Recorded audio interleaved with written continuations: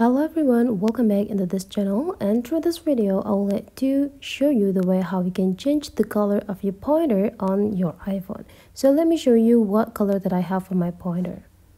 So now what you see on the screen, what is the color of my pointer? Correct, that is blue, and let's just change this color with another.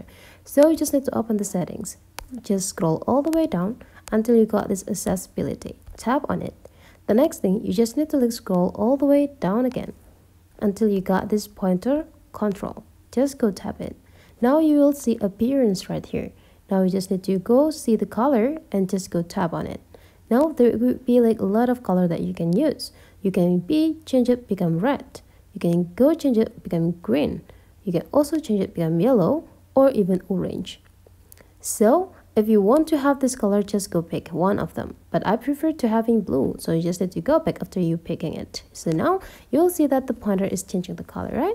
So that's for today's tutorial. If you still have some question or you're wondering about other tutorial of iPhone, just type your question into the comment sections below. And don't forget to turn on the notifications so you know you will not gonna miss the upcoming videos.